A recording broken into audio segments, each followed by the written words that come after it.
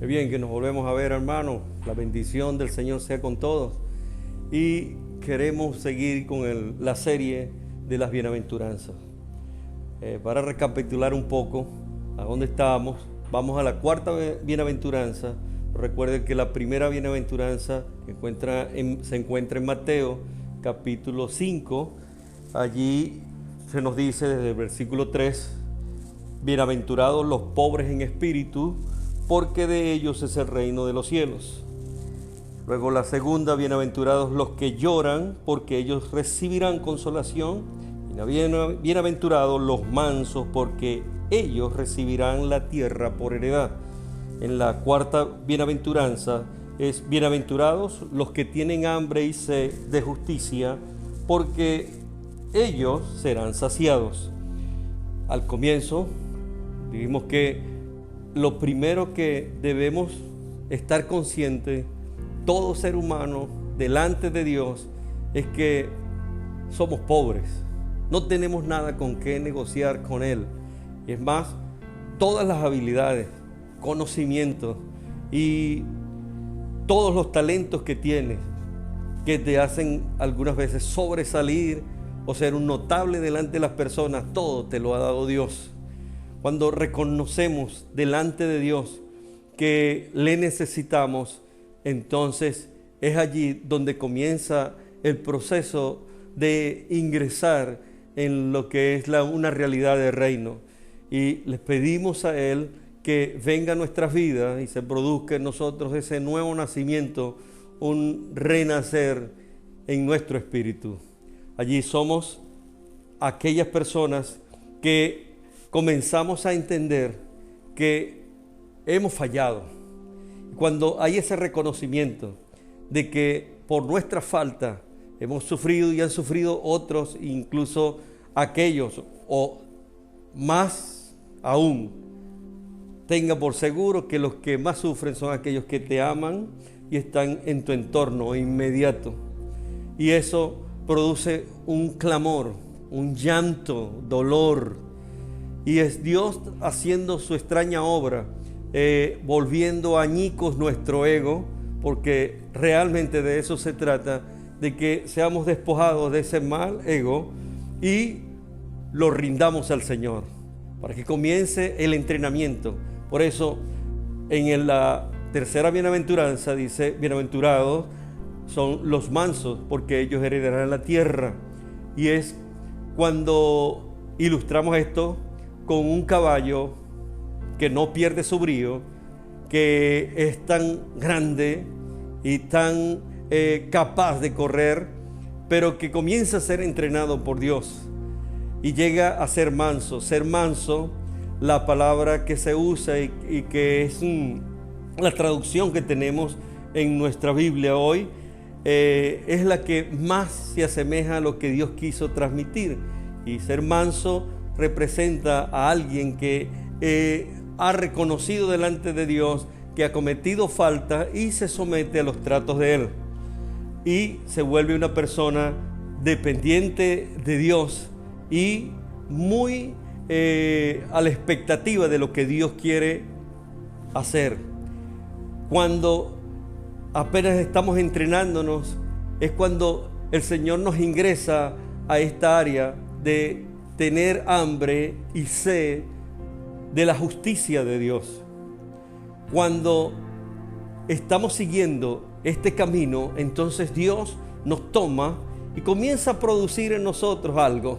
Y es precisamente el deseo de que hagamos las cosas bien y que nuestras acciones nos conlleven a ese propósito.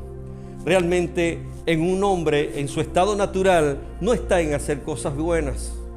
Realmente en nosotros no hay nada bueno, pero cuando Dios nos toma, cuando tomamos la actitud correcta de caminar con Él y reconocemos nuestras propias faltas delante de Él, reconocemos que le necesitamos, entonces es cuando Dios nos dice, estás llegando a un punto donde tu justicia se mide por la medida en que obedezcas mi palabra y sigas lo que quiero hacer contigo. en la Escritura encontramos que en la justicia de Dios o en el Evangelio, la justicia de Dios se ve por la fe. En Romanos 1:17 dice, porque en el Evangelio la justicia de Dios se manifiesta por fe y para fe, al judío primeramente y también al griego, dice la Escritura. Por tanto, el Señor hoy nos quiere con una voluntad sumisa a Él. Realmente no es una palabra que en nuestra cultura actual se hable, sumisión. No, nadie quiere ser sumiso. Y parte del problema de la humanidad es precisamente eso. Es que cuando hay un hombre que se doblega a Dios y se somete a sus tratos, entonces comienza a hacer las cosas bien, porque es Dios quien lo produce. Porque de Dios no producir eso en nosotros, nosotros ni estimaríamos nada de acciones justas para hacer las cosas bien.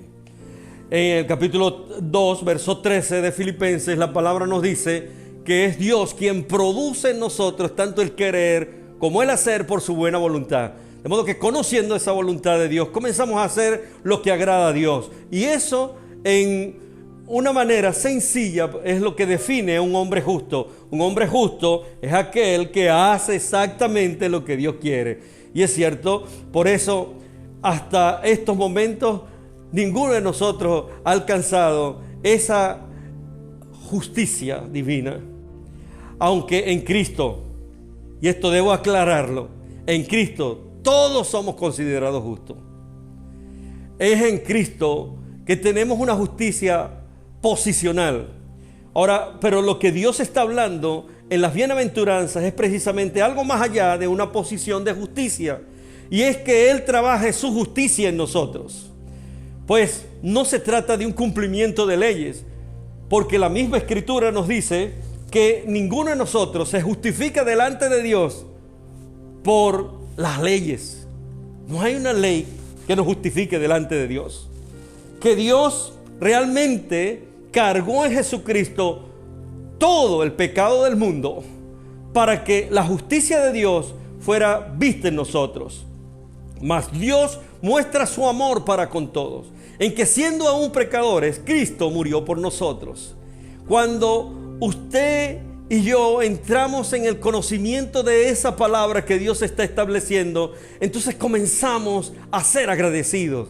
Y ahí se produce en nosotros, y lo produce Dios, querer hacer las cosas bien y que nuestras acciones vayan en dirección a ese propósito. Y Dios comienza a hacerlo dentro de nuestros corazones. Si vemos la verdad antecedente de eso, tendríamos que remontarnos al capítulo 36 de Ezequiel. Allá desde el 25 dice que va a derramar sobre nosotros agua limpia y seremos purificados de todas nuestras inmundicias, y quitaré el corazón de piedra y colocaré en ustedes un corazón de carne, y haré que habite mi espíritu dentro de ustedes para que oigan mis preceptos y los pongas por obra. De no hacerse esta obra dentro de nosotros, difícilmente nosotros podamos hacer alguna obra de justicia.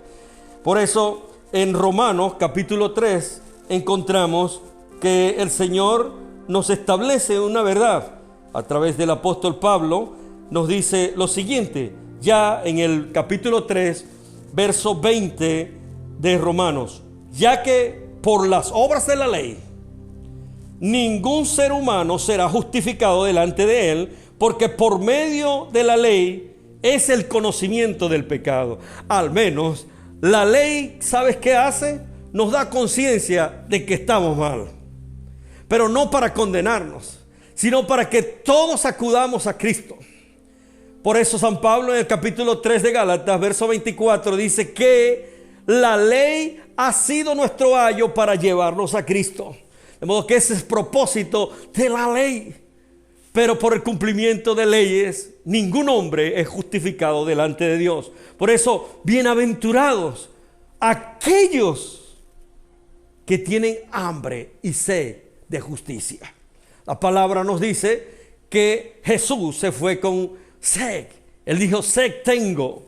Y sabes que esa sed va a ser satisfecha en el cuerpo de Cristo.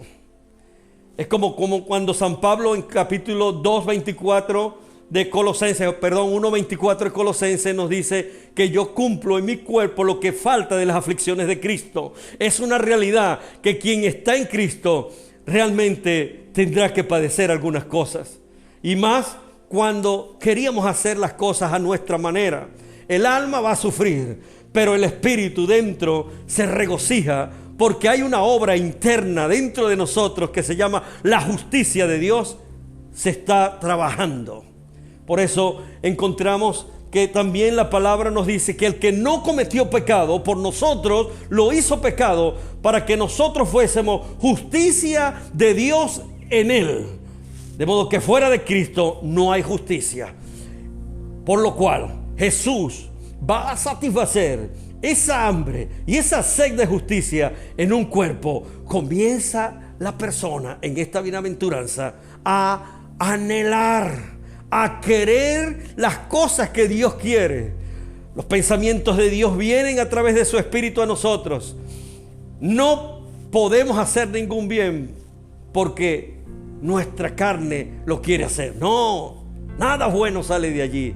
Pero es Dios realmente que produce tanto el querer como el hacer por su buena voluntad.